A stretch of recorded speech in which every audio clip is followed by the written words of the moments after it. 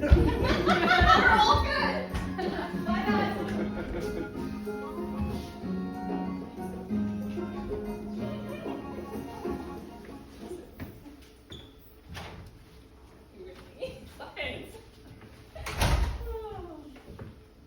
Shall I compare thee to a summer's day, though thou art more lovely and more temperate, and rough winds do shake the darling buds of May, and summer's leaves have all too short a day.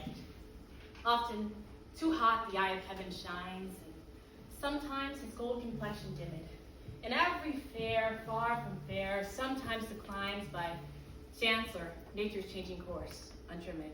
But thy eternal summer shall not fade, nor lose possession of that fair thou ownest, nor shall death drag thou wanders in a shade, when in eternal lines to time thou growst. So, as long as men can see and breathe, so long lives this, and this gives life to thee.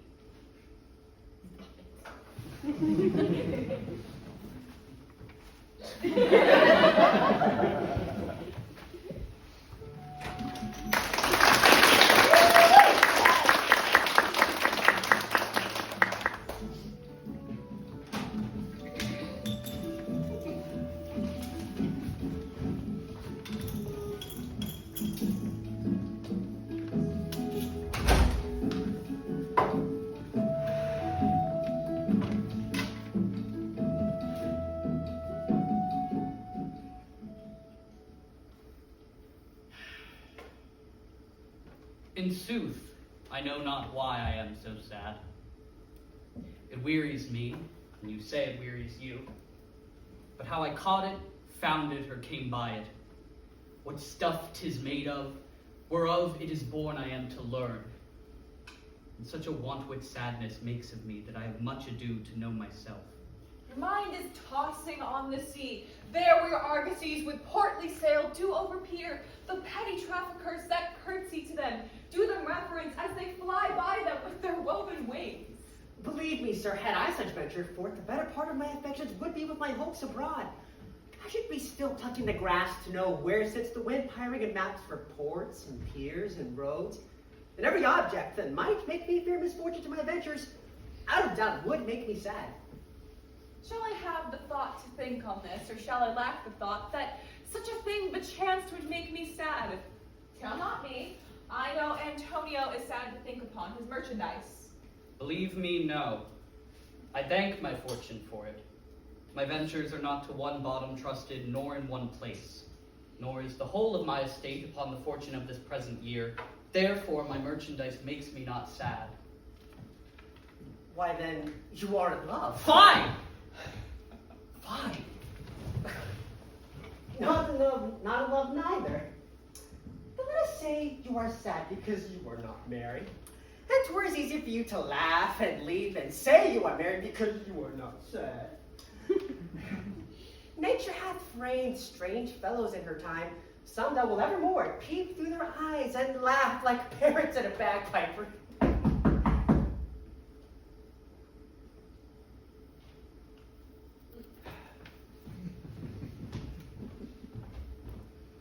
Ah, here comes Bassanio, your most noble kinsman. Fare you well. We leave you now with better company. I would have stayed till I made you marry, had word of your friends not prevented me. Your worth is very dear in my regard. But your own business calls upon you, and I take it you embrace the occasion to depart. Good morrow, my good lords. Good seniors both. When shall we laugh? Say when. You grow exceedingly strange. Must it be so? My good lord Bassanio, since you have found Antonio, we too will leave you. And I pray by dinner time you have in mind where we must meet. I will not fail you. Oh, you look not well, Senor Antonio. You hold too much respect upon the world. They lose it that do buy it with much care. Believe me, you are marvelously changed. I hold the world but as the world, Graziano. A stage where every man must play a part. And mine a sad one.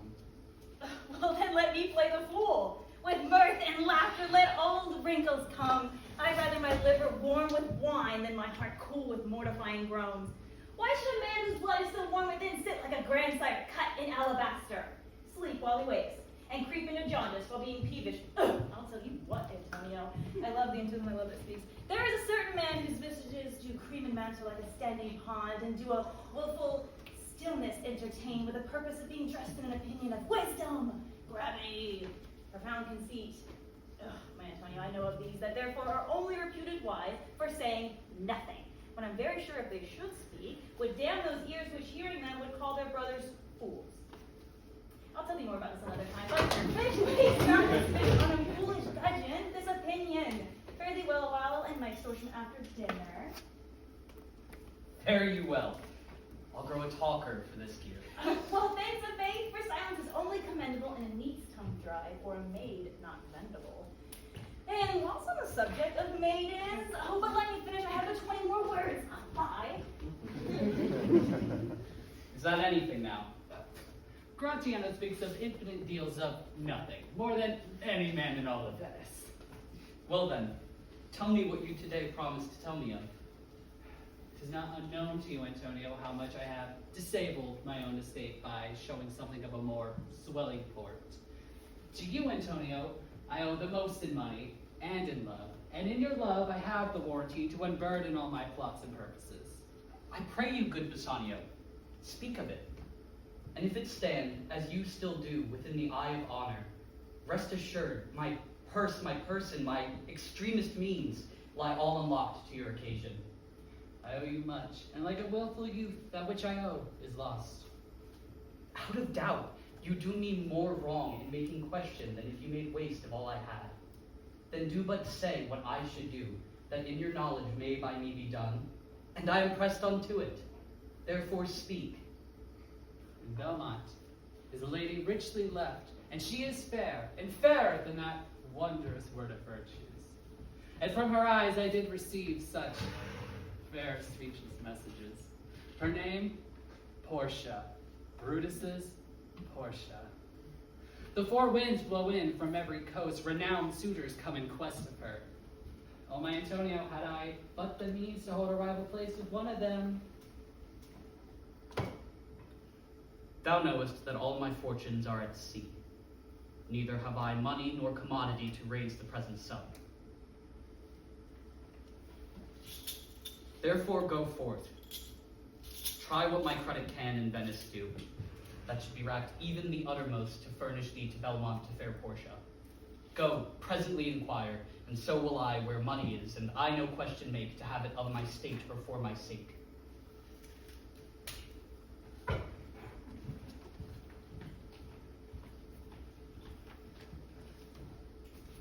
My love is as fever, longing still for that which longer nurses the disease, feeding on that which doth preserve the ill, the uncertain sickly appetite to please.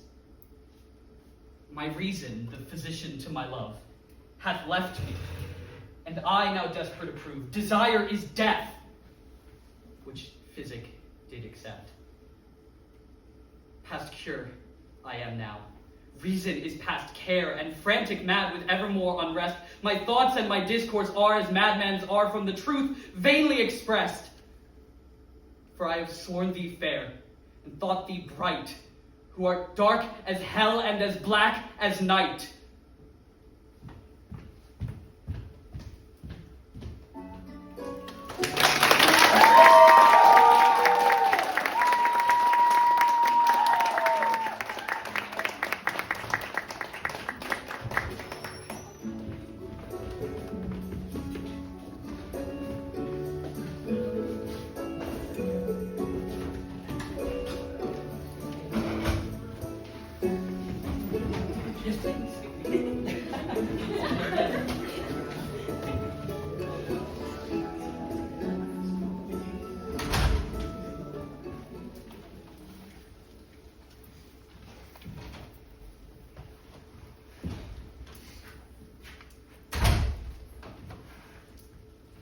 And I, forsooth, in love.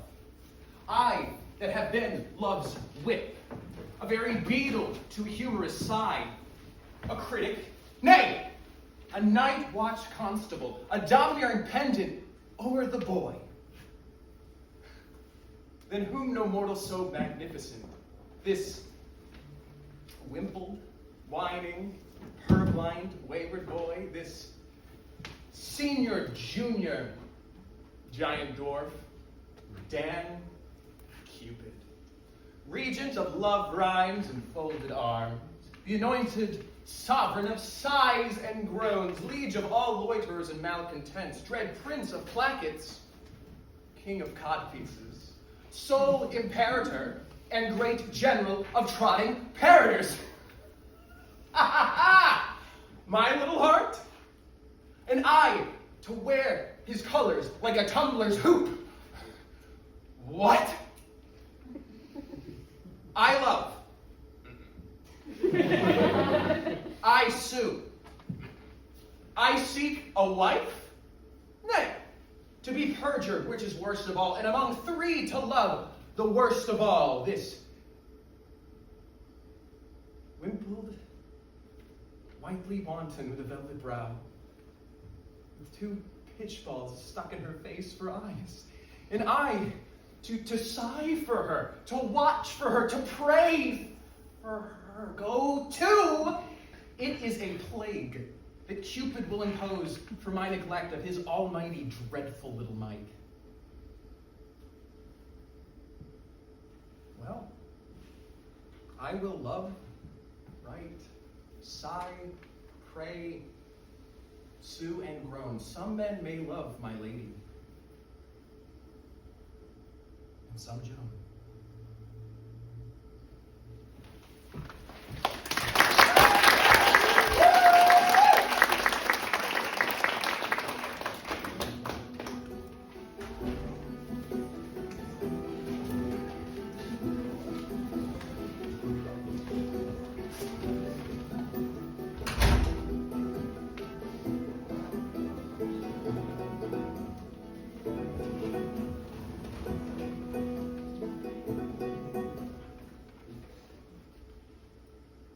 He also cocks the wagon with orange twainy bill, the thruster with his note so true, the wren with little quill. What angel wakes me from my flowery bed? The finch, the sparrow, and the lark, the plain song cuckoo gray, whose note full many a man doth mark, and dares not answer, nay.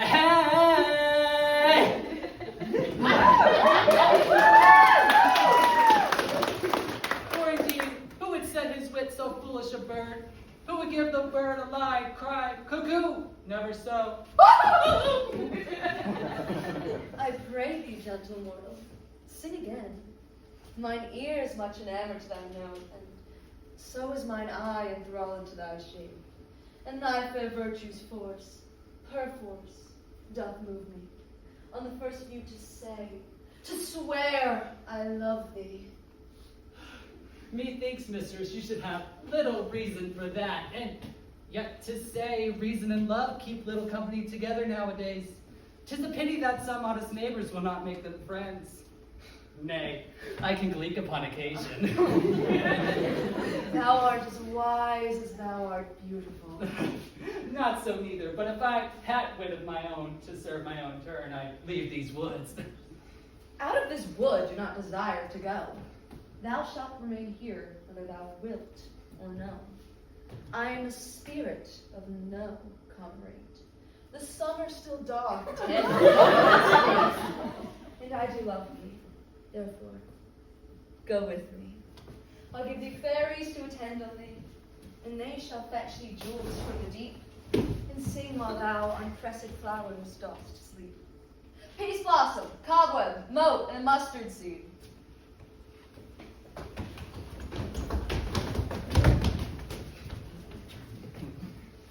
Ready? And I. And I. Where shall we go? Be kind and courteous to the gentleman. Hop in his walks and gambol in his eyes. and pluck the wings from painted butterflies to fan the moonbeams from his sleeping eyes. Nod to him, elves, and do him courtesies. Hail, mortal. Hail! Hail! Hail! I cry your worship's mercy. Pardon me. I beseech your worship's name. Cobweb. Good Master Cobweb, I shall desire more acquaintance of you. If I cut my finger, I shall make bold with you. Your name, honest gentleman. Peas blossom. Good Master Peas Blossom, I shall desire more acquaintance of you too. Your name, sir. Mustard seed. Good Master Mustard Seed, I know your patience well. I shall desire more acquaintance of you. Good Master Mustard Seed. Come, wait upon him. Lead him to my bower. The moon, methinks, looks with a watery eye, and when she weeps every little flower, lamenting some enforced chastity. Tie up my lover's tongue. Bring him silently.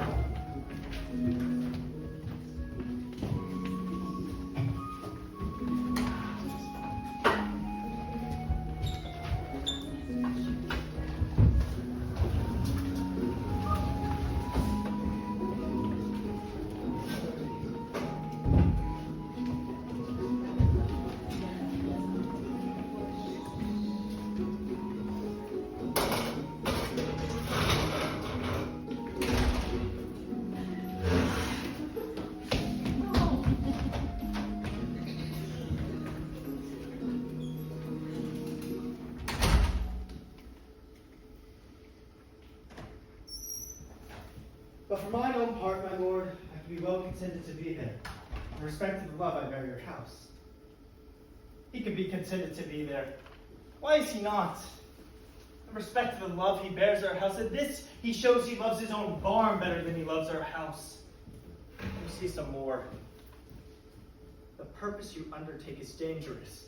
Why, that's certain. 'Tis dangerous to take a cold, to drink, to sleep. My lord, full out of this nettle danger, we pluck this flower safety. The purpose you undertake is dangerous. The friends you have named uncertain, the time itself unsorted, and your whole plot too light for the counterpoint to so great an opposition. Say you so, say you so! I say unto you, good sir, that you are a shallow, cowardly hind, and you lie. What a lack brain is this? Oh, I could divide myself from moving to the buffets of a dish of skim milk for so honorable an action. Hang him. Let him tell the king we are prepared. I will set forward tonight. How now, Kate? I must leave you within these 2 hours. Oh, my good lord, why are you thus alone? For what offense have I this fortnight been a banished woman from my Harry's bed? Oh, tell me, sweet lord, what is that keeps me from thy stomach, thy pleasure, and thy golden sleep? Why must thou turn thine eyes upon the earth and start so often when thou sitt'st alone? Why hast thou lost the fresh blood in thy cheeks, and given thy rights to thick-eyed musing and cursed melancholy? In thy faint slumber I have thee by watched. I have heard thee murmur, tale of iron war, cry, curse, turn the manage to a bounding steed, and cry, courage, to a field. In all the terms of a heady fight, I've heard thee speak of sallies, of retires, of parapets, of palisadoes, of basilisk, of prisoners' ransom, and of soldiers slain. The spirits within thee are so at war, it has disturbed thee in thy sleep, that beads of sweat have stood upon thy brow like bubbles in a late disturbed stream. Or what portents are these? My husband hath something heavy at hand, and I will know what it is. or else he loves me not. Oh, what? Is Gilliam's with the packet gone? He is, my lord, not but 1 hour ago. Hath Butler brought the horses from the sheriff? Yes, my lord, 1 horse he brought even now. What horse? A roan, a crop-ear, is it not? It is, my lord. Oh, that roan shall be my throne. I will back him straight. Ho, aspirants! Bid Butler lead him forth into the park. What say you, my lord? What sayest thou, my lady? What is that carries you away? My horse, my lord. My horse. Out, you mad-headed ape! No weasel would steal such a spleen that you were tossed with! I will know your business, Harry, that I will. I fear my brother Mortimer doth stir about his title. He has sent for you to line his enterprise. And if you So go... far afoot, I shall be weary, my love. Come. Come, my parakeeto. And answer me unto these things I ask of you. And if you do not, I will break thy little finger, Harry, if thou wilt not tell me all things true. Away! Away, you trifler! Love, I love thee not. I care not for thee, Kate. This is no world to play with mammoths and to tilt with lips. We are to have bloody noses and cracked crowns and pass them burnt. God's me! My horse! What sayest thou, my lady? What wouldst thou have with me? Do you not love me? Do you not, indeed? Well, then don't. Because if you do not love me, I will not love myself. Do you not love me? Nay, tell me if you jest or no. Come, wilt thou see me ride? And when I am a horseback, I swear I love thee infinitely. But hark you, Kate. I must not have you henceforth question nor reason whereabout. Whither I must, and to conclude this evening must I leave you. I know you wise, but yet no farther wise than Harry Percy's wife. Constant you are, but yet a woman. And for secrecy no lady closer. For I well believe thou wilt not utter what thou dost not know. And so far will I trust thee, gentle Kate. How? So far? Not an inch further. But hark you, Kate. Whither I go, thither shall you go to. Today I will set forth, tomorrow you. Does this content you, Kate? It must, of course.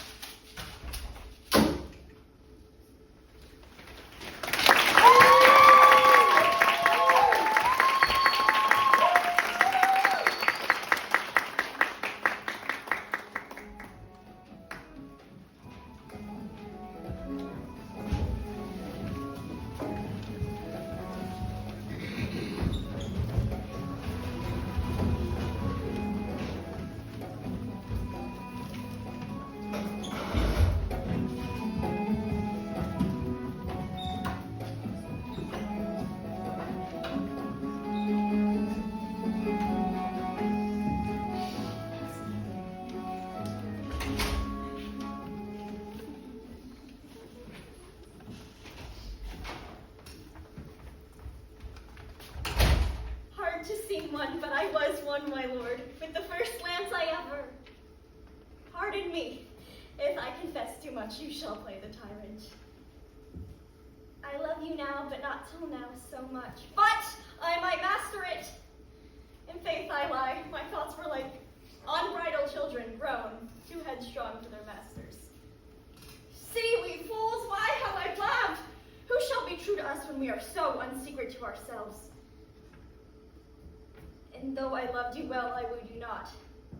And yet, good faith, I wished myself a man. Or that woman had men's privilege of speaking first. See, we fools, why have I blabbed? For this rapture I shall surely say the very thing I shall repent. See? See? Your silence, cunning, and dumbness draws the very counsel of my soul. Stop my mouth!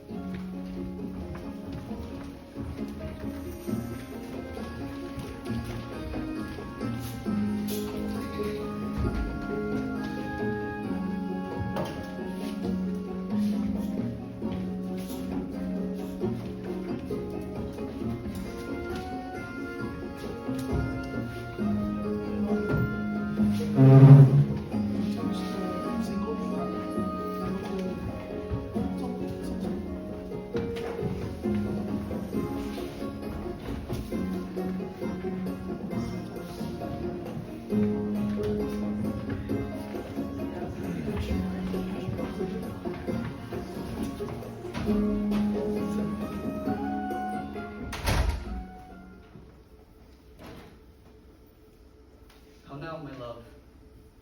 Why is your cheek so pale? How chance the roses there do fade so fast? Belike for want of rain, which I could well beteem them, from the tempest of my eyes. Ay me, for aught that I could ever hear, could ever read by tale or history, the course of true love never did run smooth, but either it was different in blood, Oh, cross, and too high to be enthralled to low. or else misgrafted in respect of years, Oh, spite, too old to be engaged to young. or else it stood upon the choice of friends, Hot hell, to choose love by another's eyes. or if there were a sympathy in choice, war, sickness, or death did lay siege to it, making it as momentary as a sound, as swift, as shadow, as short as any dream, and as brief as lightning in the coolly night, that in a spleen unfolds both heaven and earth, and ere a man hath power to say, behold, the jaws of darkness do devour it up. So quick, bright things come to confusion. If then true lovers have been ever crossed, I mean, it stands as an edict in destiny. Then let us teach our trial patience, because it is a customary cross. As due to love as thoughts and dreams and sighs, wishes and tears. Poor fancy's followers. A good persuasion. Therefore hear me, Hermia. I have a widow aunt, a dowager of great revenue, who hath no child. From Athens is her home remote 7 leagues, and she respects me as her only son. There, gentle Hermia, may I marry thee, and to this place the sharp Athenian law cannot pursue us. If thou lovest me, then steal forth thy father's house tomorrow night, and there in the wood, a league without the town, shall I wait for thee. Oh, my good Lysander! Oh, I swear to thee, by Cupid's strongest bow, by his best arrow with the golden head, by the simplicity of Venus doves, by that which knitteth souls and prospers loves, by that fire which burned the Carthage queen when the false Trojan under sail was seen, by all the vows that ever men have broke, and number more than ever woman spoke. In that same place thou hast appointed me, tomorrow truly I will meet with thee. Keep word, my love. Oh, here comes Helena. Godspeed. Fair Helena, whither away? Call you me fair? That fair again unsay. Demetrius loves you fair. Oh, happy fair! Your eyes are lodestars, and your tongue sweet air, more tunable than a lark to shepherd's ears. Sickness is catching, oh, we favor so. Yours would I catch for Hermia ere I go. My ear should catch your ear, my eye your eye, and my tongue should catch your tongue's sweet melody. If the world were mine, Demetrius being baited, the rest I would give to you and be translated. Oh, teach me how you look with such art and sway the motion of Demetrius' heart. I frown upon him, yet he loves me still. Oh, that your frowns could teach my smile such skill. I give him curses, yet he gives me love. Oh, that my prayers could such affection move. The more I hate, the more he follows me. The more I love, the more he hateth Oh, me. his folly, Helena, is no fault of mine. None but your beauty. Would that fault were mine?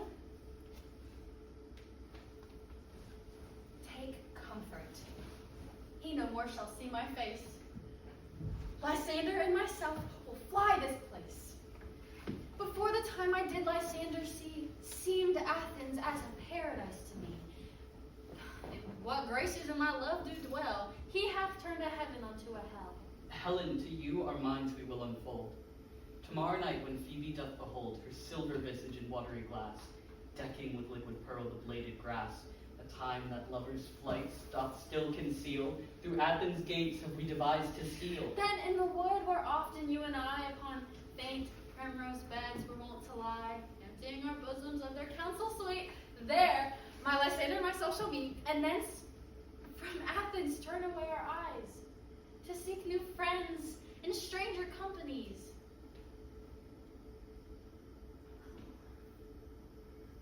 Farewell, sweet playfellow. Pray thou for us, and good luck grant thee thy Demetrius. Keep word, my love. We must starve our sight for lovers' food. Till morrow, deep midnight. I will, my Hermia. Helena, adieu. As you on him, Demetrius dote on you.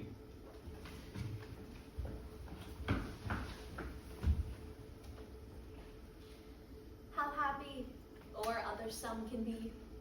Through Athens, I'm thought as fair as she. But what of that? Demetrius thinks not so. He will not all what he do know.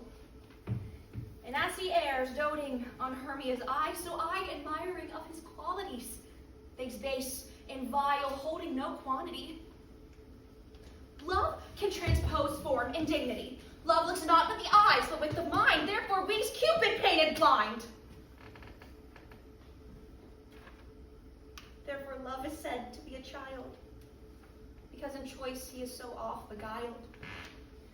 As waggish James themselves forswear, so the boy love is purged everywhere.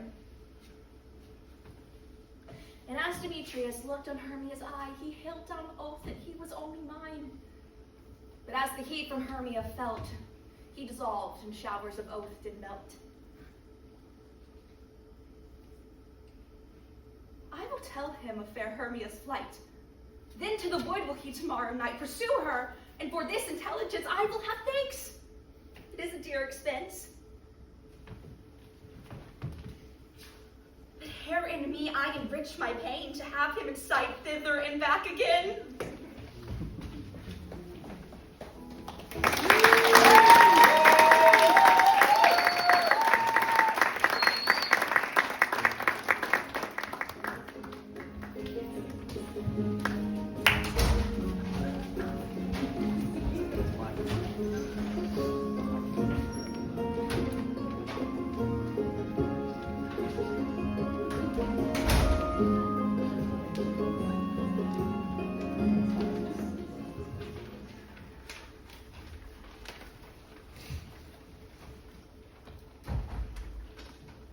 This can be no trick. The conference was sadly born. They have the truth of this from Hero. They seem to pity the lady. It seems her affections have their full bent. Love me? Why, it must be requited. I hear how I am censured. They say I will bear myself proudly if I perceive the love come from her. And they say, too, that she will rather die than give any sign of affection. They say she is a fair lady. 'Tis the truth. I can bear them witness. And virtuous. 'Tis so, I cannot reprove it. And wise. But for loving me, it is no great addition to her folly, nor no great argument against her wit, for I will be horribly in love with her. I may chance have some odd quirks or remnants of wit broken on me because I've railed so long against marriage. But does not the appetite alter? A man loves the meat in his youth that he cannot endure in his age. Shall quips and sentences and these paper bullets of the brain awe a man from the career of his humor? No, the world must be peopled. When I said I would die a bachelor, I did not think I should live till I were married. By my troth, she is a fair lady, and I do spy some marks of love on her.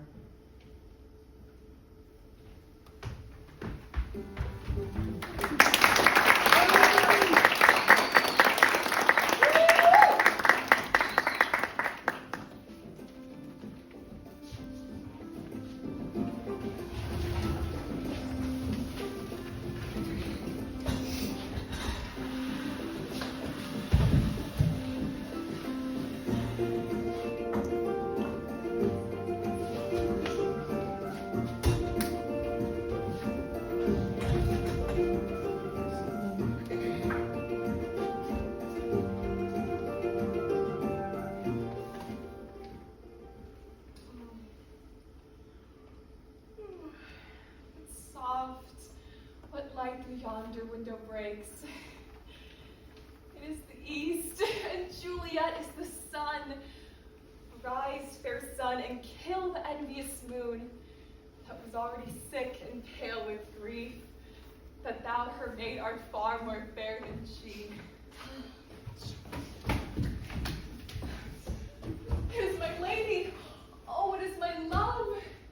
Oh, that she knew she were. She speaks, yet she says nothing. What of that? Her eye discourses. I will answer it. I am too bold. Not to me she speaks. See how she leans her cheek upon her hand. Oh, if I were a glove upon that hand, that I might touch that cheek. I mean. She speaks! So speak again, bright angel. Thou art as glorious to the night, as is a winged messenger of heaven, unto the white upturned and wondering eyes of mortals that fall back to gaze on him, when he bestrides the lazy puffing clouds and sails upon the bosom of the air. Romeo! Romeo! Wherefore art thou, Romeo? Deny thy father and refuse thy name. Or if thou wilt not, be but sworn my love, and I will no longer be a Capulet. Shall I hear more, or shall I speak at this? 'Tis but thy name that is my enemy. Thou art thyself, though not a Montague. What's Montague? It is nor hand, nor foot, nor arm, nor face, nor any other part belonging to a man. Oh, be some other name. What's in a name? That which we call a rose by any other word would smell as sweet. So Romeo would, were he not Romeo called, retain that dear perfection that which he owes without that title. Romeo doth thy name, and for thy name, which is no part of thee, take all myself. I take thee at thy word. Call me beloved, and I'll be new baptized. What man art thou that thus bestrained a knight so stumblest on my counsel? By name I cannot tell thee who I am. My name, dear saint, is hateful to myself because it is an enemy to thee. Had I written, I would tear the word. My ears have yet not drunk 100 words of thy tongue's utterings, yet I know the sound. Art thou not Romeo and a Montague? Neither fair maid and either thee dislike. How camest thou hither? Tell me, and wherefore? The orchard walls are high and hard to climb. In the place death considering who thou art, if any of my kinsmen find thee here. With love's light wings did I o'erperch these walls, for stony limits could not hold love out. What love can do that love dares attempt, therefore thy kinsmen are no stop to me. If they do see thee, they will murder thee. I have night's cloak to hide me from their eyes. By whose direction foundst thou out this place? By love that first did prompt me to inquire. He lent me counsel, and I lent him eyes. Thou know'st the mask of night is on my face, else would a maiden's blush bepaint my cheek for that which thou hast heard me speak tonight. Fain would I dwell on form, fain deny what I have spoke, but farewell compliment. Dost thou love me? I know thou wilt say aye, and I will take thy word. Oh, Romeo, if thou dost love, pronounce it faithfully. Or if thou think'st them too quickly won, I'll frown and be perverse and say thee nay, so thou wilt woo. But not else for the world. In truth, fair Montague, I am too fond, and therefore thou mayst think my behavior light, my true love passion. Therefore pardon me, and not impute this yielding to light love which the dark night hath so discovered. Lady, by yonder blessed moon I'll I swear vow. not by the moon, the inconstant moon that monthly changes in her circled orb, lest that thy love prove likewise variable. What shall I swear by? Do not swear at all. Or, if thou wilt, swear by thy gracious self, which is the god of my idolatry, and I'll believe thee. If my heart's Well, do not swear. Although I join in thee, I have no joy of this contract tonight. It is too rash, too unadvised, too sudden. Good night. Good night, as sweet repose and rest come to thy heart as that within thy breast. Oh, wilt thou leave me so unsatisfied? What satisfaction canst thou have tonight? Thy love's faithful vow in exchange for mine. I gave thee mine before thou didst request it, and yet I wouldn't were to give again. Wouldst thou withdraw it? For what purpose, love? But to be frank and give it thee again. And yet I wish but for the thing I had. My bounty is as boundless as the sea, my love as deep. The more I give to thee, the more I have, for both are infinite. Juliet! I'm on good nurse! Sweet Montague, be true, stay but a little, I will come again. Oh, blessed night! I am afeared. Being a knight, all this is but a dream. Too flattering, sweet to be substantial. 3 words, dear Romeo, and good night indeed. If thy bent of love be honorable, thy purpose marriage, send me word tomorrow, and all my fortunes at thy foot I'll lay, and follow me, my lord, throughout the world. Madam, I come anon, but if thou meetst not well, I do beseech thee. madam. By and by I come. Send me word tomorrow. So thrive A my 1,000 soul. times good night. 1,000 times the worse to want thy light. Love goes towards love as schoolboys to their books, but love from love towards school with heavy looks. Romeo! It is my soul that calls upon my name. How silver sweet sound lovers' tongues by night, like softest music to attending ears. Romeo! My dear, I have forgot why I did call thee back. let me stand here till thou remember it.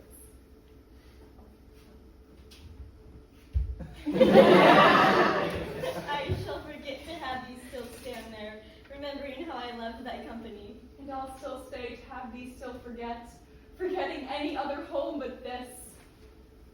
'Tis almost morning. I would have thee gone, and yet no farther than a wanton's bird. I would I were thy bird. Sweet, so would I, yet I should kill thee with much cherishing. Good night.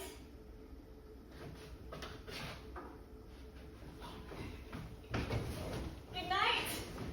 Parting is such sweet sorrow that I shall say good night till it be morrow. Sleep dwell upon thine eyes, peace in thy breast. Would I were peace and sleep, so sweet to rest. Here I will go to my ghostly friar's close cell, his help to crave, and my dear hat